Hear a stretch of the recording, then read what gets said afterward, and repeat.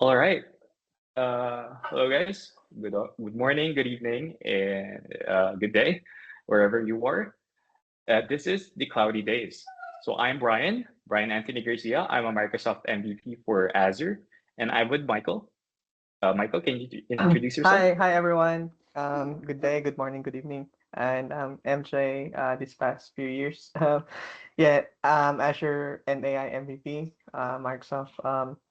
Been into the consulting and I would say training side of AI this past Mhm. 2 years or so. But lately, majority of exposure is around data governance, data foundations, and enterprise adoption of AI. Yeah. Right, yeah. And also, we're with Jude, our first guest in our Cloudy Days podcast. So, uh, Jude Michael Teves, he's a senior data science officer for Asian Development Bank in the Philippines. He is also an ASEAN top data scientist and ambassador. He's part of the Philippines top 100 under 30. That's a kind of like an award given to them, I think last year. He's also a data science professor and a data science and AI lead. I got this all from LinkedIn. It is a mouthful, but is there anything else that I'm missing, Jude? The most important part, your friend. Well, we Oh used to yeah, work together many years ago, right? During our software engineer yeah. days. So yeah. I, I Awesome. missed that, but yeah. All right. So the last couple of days or weeks have been crazy. So the global stock market lost over a million or no, a A trillion trillion. dollars in a day because of one startup. And I'm talking about DeepSeek. So just for the viewers or listeners' information, DeepSeek is a Chinese AI startup that has taken the AI world by storm with its advancements in AI and its low development costs. So are you guys hooked with the DeepSeek or what? Yeah. Very familiar with DeepSeek and probably not just DeepSeek but also Quen and obviously it all started with kind of like going outside of the mode of OpenAI, right? Like, with Llama, Mhm. with DBX, Yeah, and so on and so forth, right? Like, it was just a matter of time until we're here. And I yeah, think that's what we want to talk about, like what's happening right now. Yeah. yeah. I mean, I'll be honest, I've only just heard of it like 2 weeks ago. But I think it has been around for a while, right? Yeah. So yeah, I mean, right after the things that has happened, do you now use DeepSeek in your daily workflow or not really? Nah, No. not applicable for me, at least for the workflow that I do, not applicable for me. How I about see. you, I Jude? see. Personally, no. I have tried it. I think it's good, but I haven't really incorporated it in my typical day-to-day work because well, for lots of reasons, right? And we're gonna discuss some of them later, like the censorship and all that. But it's really good, Yeah. I would say. I there's a Mhm. possibility for me to include it, but the moment I'm still exploring it and seeing its limitations. Yeah, I see. I see. I mean, the world, like, I think, has been going bananas over it. If you look at the App Store, I think that's the top app that's gonna come up over, of course, ChatGPT. It's just pretty crazy as as an AI assistant. Just, I guess, to give more context. Apparently, this is a side project. It's not really like that's what I've heard. It's only a side project, and it has also only spent less than $6 million in 2 months to build their project, which is relatively low compared to the competitors like OpenAI, Google, and Anthropic. The issue right now is that these companies spent billions to build and maintain their technological edge, and a Chinese startup spent a fraction of it to build the same, if not better, state-of-the-art AI model. So I guess the question, do you believe that narrative is 6 million actually enough to produce something like that? What do you think, Okay. I'll Jude? try to answer that. Um, So I think that's not the full picture. There's some Mm-hmm. truth to it, and we still are not sure if that is true. That's the claim, but I don't really doubt if it's 6 million, but just for the training, and that's what they're claiming. It's just for training I the see. model. Of Yeah. course, there's other things going on Mm-hmm. behind the scenes, like the research, the manpower, so many things that they have to do before they get to that part where they could actually train it. But in the paper, I did skim the paper actually, and it's written there that it's almost 6 million for the training. That's their estimate Uh-huh. based on the hardware that they've used. That's it. No research, no other stuff, and that's probably Yeah. gonna be a lot more costly if you include the other stuff. So that's their claim. But still, having said that, I think people are comparing the cost of DeepSeek and OpenAI. Let's just focus on training per se. I would still Yeah. think that it's still much cheaper. I mean, from the user's POV, if you're gonna make use of their API of their services, it's still a lot cheaper. Let's forget about the training and all of the research work. From the I user's see. perspective, and I don't know, and let's assume that I don't know anything about all those technical stuff. For me, it's just a lot cheaper. Yes, that's what matters to me. It's a lot cheaper to Yeah. use DeepSeek It over OpenAI. it's not under 6 million, but it's still cheaper. That's what you're Mm, saying, basically. Yeah. If it's not, yeah, it's still cheaper from the user's POV. But if it's I see. training per se, uh, well, the good thing about DeepSeek is it is completely open source. So they've published the paper, and we can attempt to replicate that, and let's see if we can really come up with a good model Mm-hmm. based on the methodology that they have shared, and Mm-hmm. maybe we could actually do that for just 6 millions, right? 6 million for the Oh, yeah. training. But there's another component. Maybe that's gonna be one of your questions later. But one of Yeah. their innovations is also the hardware side of things. So since Mm-hmm. they don't really get to have like full utilization of NVIDIA because it's really for the US Yeah. companies, right? So they had Uh-huh. to put their own like low level coding for that. So that's also possibly one way for them to make it a lot cheaper than the other proprietary companies or models from other Right, right. companies. I see. I see. And just since you mentioned already, I feel like all the goodness and fun is coming to us users. Obviously, I think we, the builders, are the winners here. So compared to what has been happening to the leading AI stalwarts like the NVIDIA, the OpenAI, so Meta and Anthropic, I feel like it's not obviously this is not good for them. What do you think? What needs to happen on their end? Like, have Um, any? Mhm. Probably just on probably one point I want to raise is that Uh-huh. um, most technologies, right? Like whether it's LLMs, blockchain, early days of mobile development, early days of you know even the Microsoft, the Apples of the world, right? There's always that concept of like how the market reacts and how the market Mhm. behaves, and there's always a concept of like market correction, right? So everyone wants to be on the upper side of things, right? Like hey, this Right. is the hot thing right now, and then everyone's Mhm. jumping to that thing, and then when something happens, right? The market behaves differently as well. Um, and Uh, again, that's something that's purely I would say economical aspect rather than the technical aspect of things, right? Whether so, is technology X better than technology Y, or is this better than that, right? So there's always that concept of market correction and how the market perceives something, right? Because mhm. unlike the three of us here, who's somehow part of, I would even say 1% of people who knows technology enough, right? Uh-huh.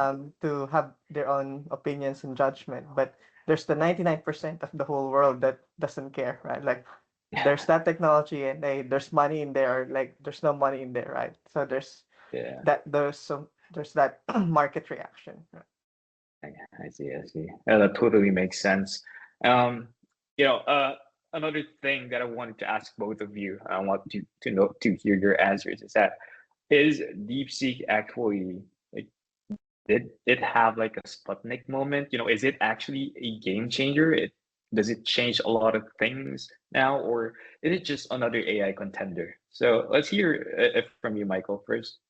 All right. So the way I see it is again, DeepSeek um, is a game changer in a point of view of market options rather than like is this again just reiterating that is this better than Y and so on, right? Mhm. So that just means that most of the attention was on the big guns, right? The OpenAI, Llama, and so on, right? But this time around, what really sparked the change or like the important thing that I am seeing at the moment is that hey, there this is that moment of like there are also other models out there. Like there's people looking at it, right? Like people are not just accepting the defaults of the world, which I think that part of it is I like, right? Like that, Mhm. this is same thing that happened about 18 around almost 2 years ago when Anthropic introduced Claude, right? Like Right. everyone was just on ChatGPT, and then Claude happened, and then this happened, and so on and so forth. Right now, we're going with more options and options out there. Just like look at history, it's like there's a first Ford motor out there, right? And then this happened, and then there's a Toyota, and then there's a Kia now, and then there's a BYD, right? Like that's just how I see Mhm. it, right? Yeah. Right. How about you, Jude? What do you think?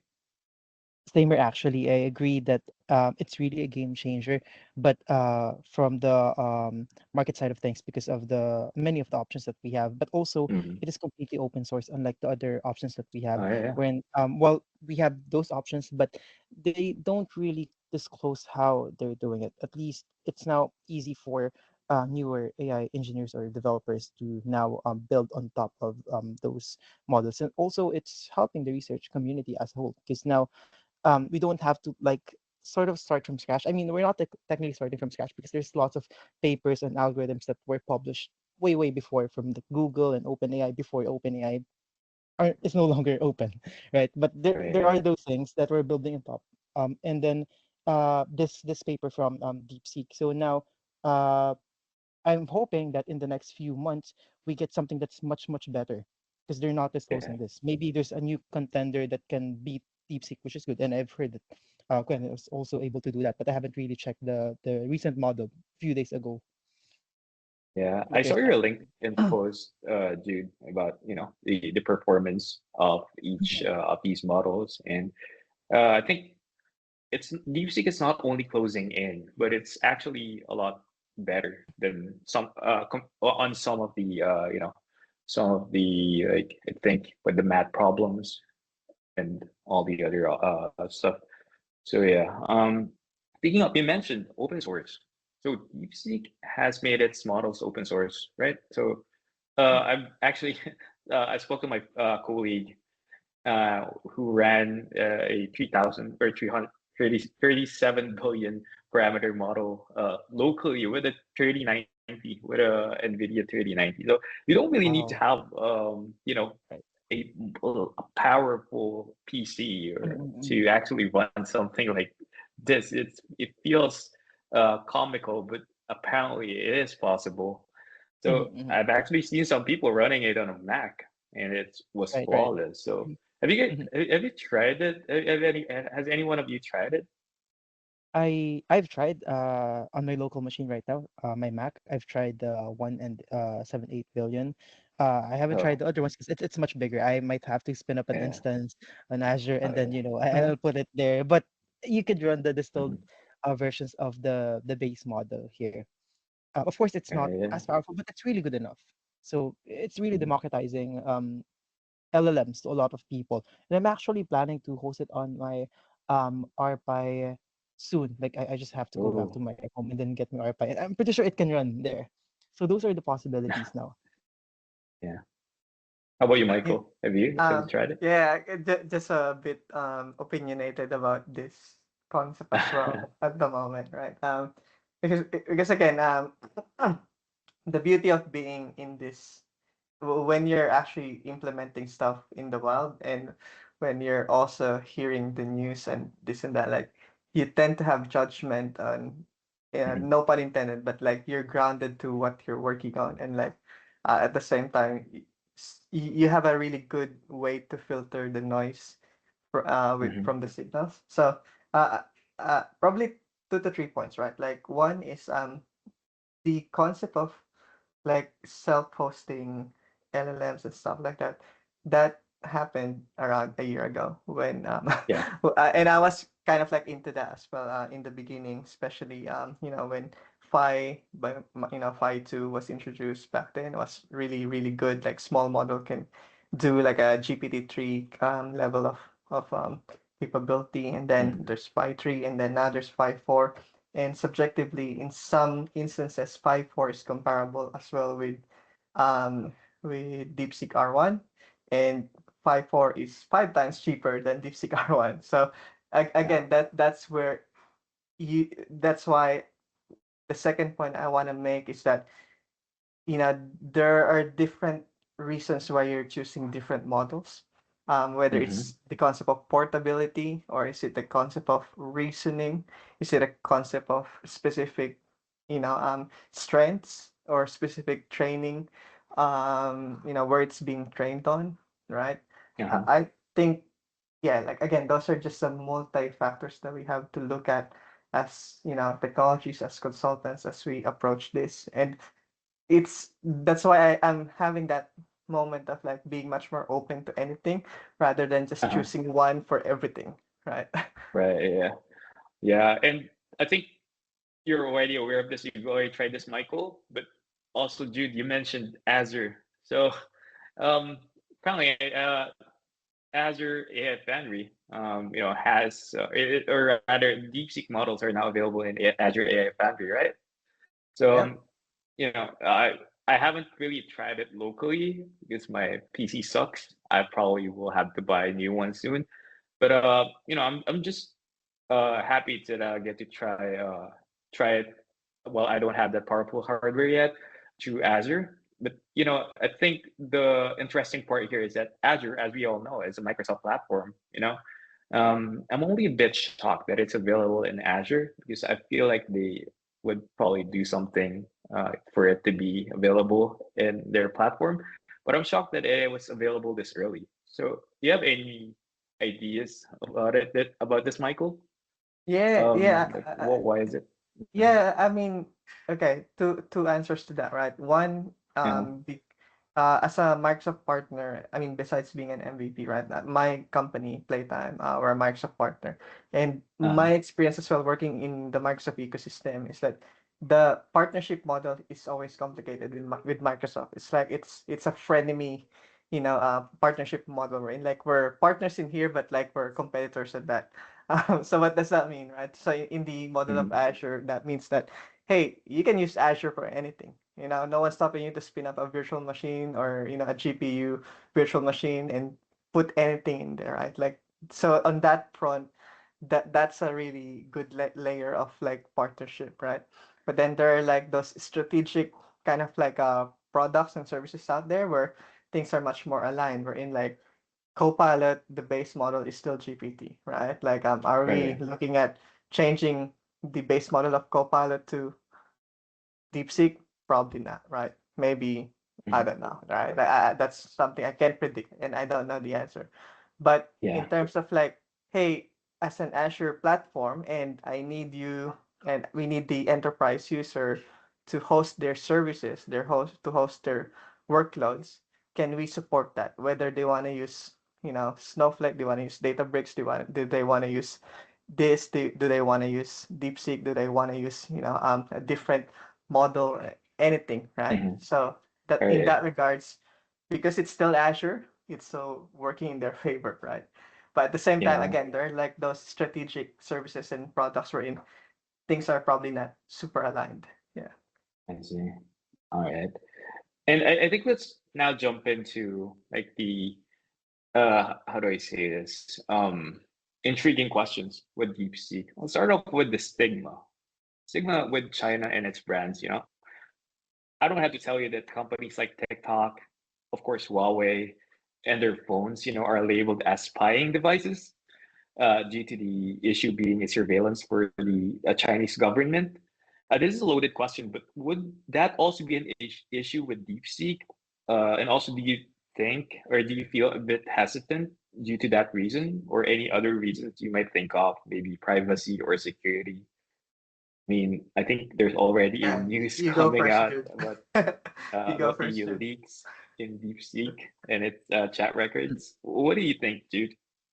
Right, right. I think that's a really valid concern, and it's Uh-huh. quite hard to remove that stigma. And to be fair, if you try to also make use of the app, you'll see those permissions. So it will definitely Mhm. collect your data and will store it in China servers. So there's that concern. That's a valid concern. I don't read those terms. Yeah, but I just there's use that. it. So it's really a valid concern. I personally have tried the app because like I wanted to test it out, and I'm confident with what I'm sharing. I just really tried some of those Mhm. sensitive topics. I wanted to validate if it's really censoring those things, and it does. It does. Mhm. I'm pretty sure you've seen a lot of videos and TikToks about that. Yeah. So it is true.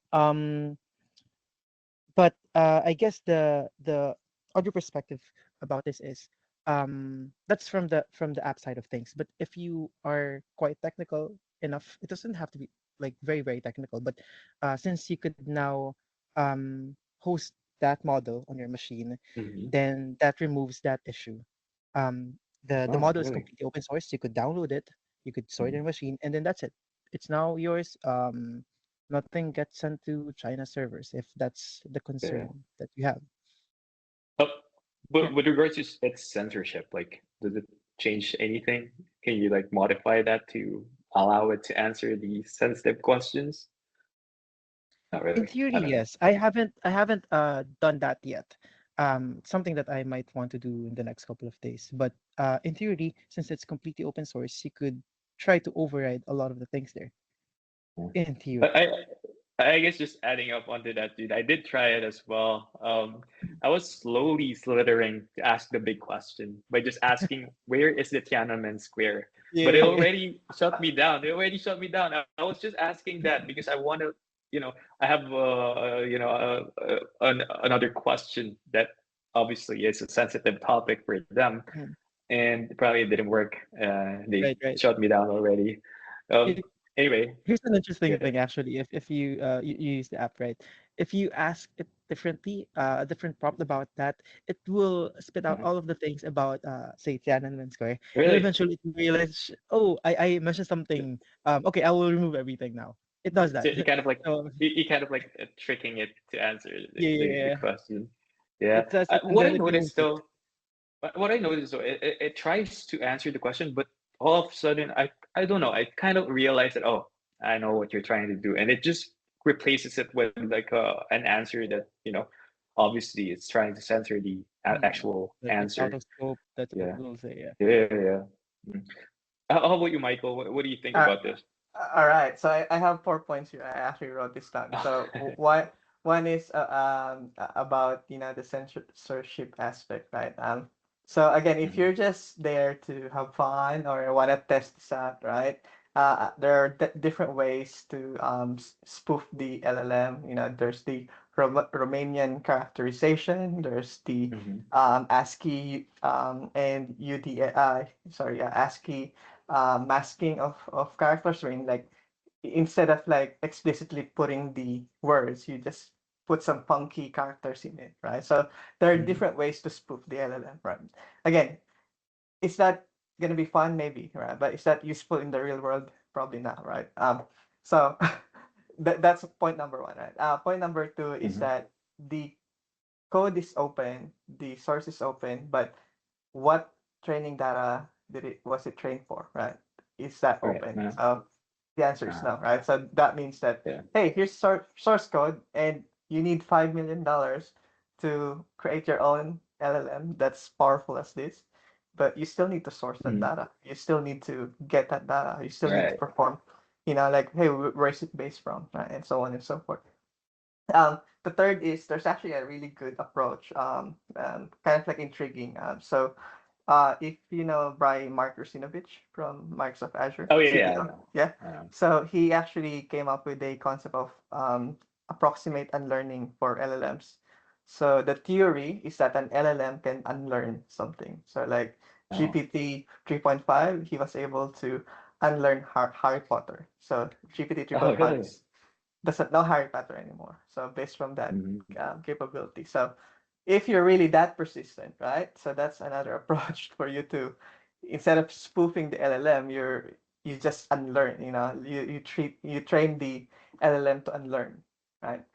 Mm-hmm. Um, to So, kind of like spin off or like put it in the favor where you want it to be. So or like you want to redirect the bias towards somewhere, right? Um, yeah, yeah. then fourth is there's always that concept of, especially if you're working in enterprise, right? There's the whole falaba of like, hey, is this safe? Is this approved? Is this that? And like, what's the SLA Mm-hmm. aspect? Like, is there a relationship? Like, so on and so forth, right? Like, um, and for example, right, like in Australia, can we use DeepSeek R1 in any government project right now? Probably Right. the Yeah. answer is no, right?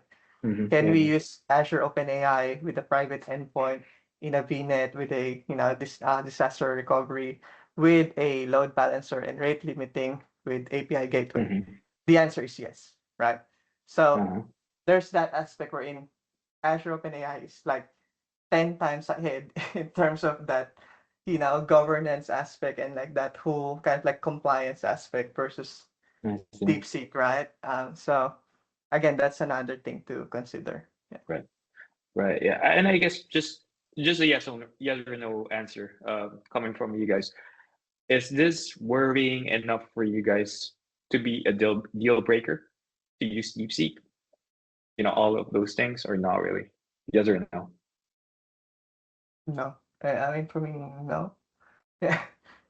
Same here. No, there are certain use cases that I see that this is gonna be useful for me. But of course, when it comes to censorship, of course, there's that limitation. But there's so many things that I could use it for. Say, for example, to make it a Uh, bit more explicit, I could use this for a typical RAG application. It's just uh, gonna pull data yeah. from my database. It could be used for a lot of things. Yeah. Yeah, like That's what I yeah, was thinking. Uh-huh. yeah, exactly. Like something cheap. Like, hey, here's an Excel spreadsheet, some CSV files. Try to arrange this, compute this, do some weighted average, yeah, and so on, right? That is Yeah. useful, right? Like, Uh, yeah. Because what I was thinking is, it does censor things. That is true. Of course, that we can see that, but does it really affect what you wanted to to use for, or the use case of whatever you're planning to build? I don't think so. So yeah. Anyway, I do have two more questions. I guess as for developers, it's more of a general thing. What do you see in the future for them, like with all of the crazy advancements that happening, and they're happening quick? Do you think that we'll come to a point where developers will not be needed anymore? Is that kind of like thing maybe in the next 5 years? do you want me to start, Jude? Sure, sure. Yeah, okay. So first, I'll answer the question first, Brian, about what's Uh, the future. I think the uh-huh. near future is MCP. So MCP stands for Model Context Protocol. So Okay. DeepSeek with MCP would be a banger, right? What that means is that using DeepSeek and it can control your PC and it can do some funky stuff like, hey, when someone message a chat and like, hey, if Brian, my boss, Mm-hmm. replied to my team's message, then I'll say this, right? Or like make some judgment to say this, or like when someone's calling, answer it, and like call this API to come up with some answers, and like so on and so forth. I think that's the near future, right? Like Right. incorporating that to your computer workflow. That's I MCP, see. and Claude and Anthropic, they're kind of like ahead of that at the moment. Mm-hmm. But seeing DeepSeek with MCP at scale in the whole population, that's gonna be freaky, right? That Yeah. for me, that's gonna be really next level automation, right? Mm-hmm. For a lot of people, right? Um, then are developers gonna be replaced? My judgment says that the low, I would say a lot of aspects of development would change a lot, but the fundamentals of understanding how software works, how software behaves, how to write good software, and Mhm. how to troubleshoot what's not working, what's working, the analysis of things like do you connect different systems. Those are something that would still be very valuable, and to an extent, there will be like a market correction as well. There is already a market correction for developers. I remember during COVID, we're in like someone who's like literally just did a 6-week boot camp can land to a job Mhm. straight away and become a JavaScript Yeah. backend developer, right? Jeez. I don't think that's gonna Mhm. happen anymore, right? But there are those who are really good at this and like who are really passionate at this, like us. We're gonna be here for a while, guys. I'm telling you, Yeah. like, I really hope so. so that's my Yeah. view. Yeah. Yeah. How about you, Jude? Yeah, I definitely agree with Michael here. So I think our jobs are just gonna evolve. And the more menial stuff, we just leave it to the AI, and then we think about higher level stuff like the architecture. I doubt that's something that current AI can do. So we have to think Mhm. about higher level things, and then we're gonna be like architects, and then instruct the computer to do the menial stuff for us, like Yeah. the specific code or the syntax for this. So Mhm. yes, all not just devs, all jobs are going to be affected. I And see. we just Yeah. have to upskill. Mhm. Yeah. Um, I do have one more question, and I think this will, be based on what you really think. And I feel like you're gonna be biased. I just feel like it's obviously, both of you guys are data science and AI experts. But do you think whatever is happening right now, um, is this a good thing? Is this AI arms race a good thing? All of the things. I feel like there's a lot of unknowns, but what do you think? Is this a good thing, Jude? What do Okay, you think? I'll share my thoughts. Uh, of course, you could find pros and cons with whatever is Uh-huh. happening in the AI race. But generally, for me, I would say this is a good thing for humanity because it's advancing so fast. That's also very scary because we don't know how to handle these things. But at the same time, our productivity is much, much, much better compared to before. We could do so many things. Uh-huh. We could now focus on like things that really do matter to us. Of course, we're not, at the Gen AI level yet. What I mean is the general artificial intelligence, not generative AI. Sorry, but AGI, we're yeah. not at that Mhm. level yet. But at least we're getting there, and I would say that's a good thing because at that point in Mhm. time, I guess we could do the more human stuff. Right. How about you, Michael? Yeah, again, very opinionated topic, man. Because I've been, yeah, I'm the kind of like guy that actually spends weekend reading books, right? So, Uh-huh. all right. So I think the short answer is, on a individual perspective, I see it as a positive, meaning improving individuals' lives. Like again, we're advancing the civilization that each and every individual is recognized. Each and every individual doesn't have to, where we were 2,000 years ago, where we're hunter gatherers and like, hey, if you're Mhm. not strong enough, you're gonna die, right? And like, Yeah. if you're not capable of walking, then the cheetah would eat you alive, right? Right. Yeah. So that concept, right? Like if you're just basing it from that on an individual point of view, I think where we're going with this is really positive, right? Mhm. Um, Now on the flip side, on the macro side, meaning like looking at it on a things like country level, world level, or like Mhm. regional level, um, this for me could be um, this could be a challenge and a weapon to an extent, Mhm. right? A challenge meaning Right. that Yeah. is this true democracy, right? Is this a capability that enhance democracy? Is this really a technology that allows each, the is this technology for the people, or is this technology for select individuals, right? So Mm-hmm. but like now that concept is a million times accelerated, meaning the rich becomes richer a million times, right? Versus Mm-hmm. back then it's just about, land, right? Or this, right? So that's the part that I don't have the answer on at the moment. And unfortunately, and probably fortunately, it's something beyond me as well at the moment. But I would Yeah. say that those who are in power or in position to have, Uh-huh. I would say influence or ruling in that aspect, that's a test for each and every one of them on I see. how they actually, you know, um, adopt this technology. I hope, Right. and again, I'm hoping it's for the positive. Yeah. All right then.